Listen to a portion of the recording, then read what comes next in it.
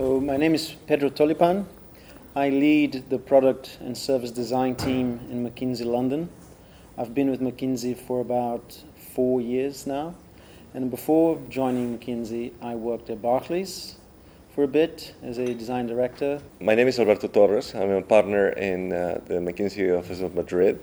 I work with technology companies, and I also work in transformations of companies based on digital technologies, as well as in the creation of new businesses.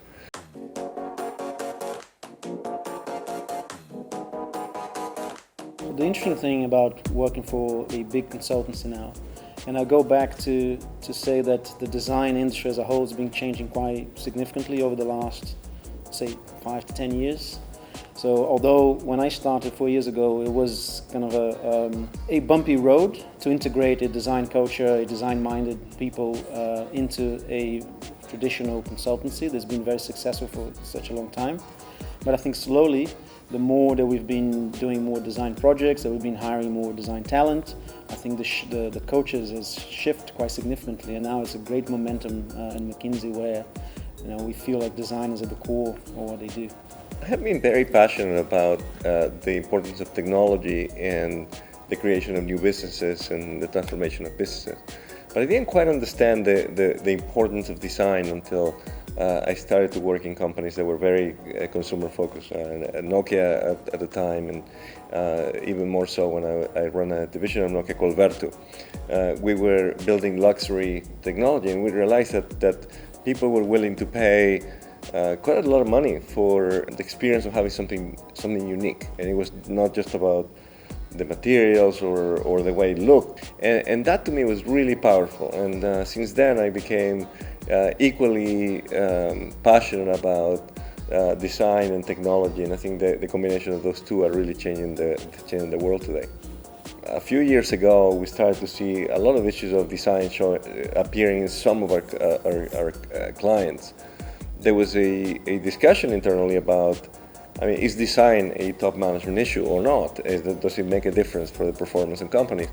And the reason this study about the value of design was launched was because there was a debate. I think the conclusion was very, very fundamental. It has been very critical, not only in transforming our services to our clients, but actually in transforming ourselves. From a design perspective, we say we always knew the business value of design, but we failed to be able to communicate effectively and to prove the value. Yeah, the McKinsey value of design is a study that we conducted over 5 years with over 300 companies, where we went and analyzed how actions that had to do with design and attitudes that organizations had towards design had impact on financial metrics like growth and revenue. Really strong conclusion that we found is that the companies in the top quartile in the use of design had a very significant increase, about 30% higher revenue growth and about 50% higher return to shareholders compared to their peers. It really proved that when companies take design at heart, they have a real opportunity to innovate and to add value to their customers, not only value that they provide to them, but also value they create for the company themselves. So as part of the business value of design research, we've created a way to benchmark companies that want to take part on our research. So we created the McKinsey Design Index. So it's basically a survey with a number of questions which benchmark organizations against top design metrics, but also key financial metrics.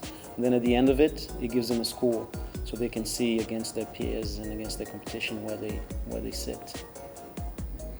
We found there were 4 characteristics that were key for the leaders in design compared to the average companies. The first one is that they took design as something that could be measured and analyzed, not just a feeling, but actually something that could be tested with customers, could be measured. The second is that they really integrated design into the fabric organization of the organization. It was not just a department out there, but actually was something integral to the way the company conducted business. The third one is that companies look at introducing design not just at the beginning, but rather they iterated fast and they introduced design across all the phases of the life of a product or a service. And the final one is that the strongest companies went beyond the product, but actually companies that are very strong really think about the overall experience. And sometimes the elements that really matter to the customers have to do with the way things are sold, the way things are promoted, the way they're integrated with other things, and that was very clear as well. So not just focus on a product, but across the entire experience. I wanted to add one thing that I think the most important thing, in my opinion, that we found consistently across all the companies in this research is the top companies that performed in our index. They all had someone responsible for design or customer experience and the C-suite. I think this is one of the key metrics.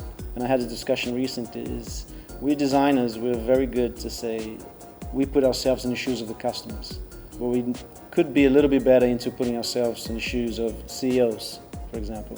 Thinking about the future of design-based organizations, one of the real challenges is to absorb this myriad of technologies. You have technologies like AI, IoT, and all these technologies are changing the way the customer will behave in the future, how work is done, and maintaining that ability to balance the understanding of the technology possibilities, but also understanding the human change in terms of the customer and the employees is going to be the real challenge for organizations going forward, and I think a really interesting design problem.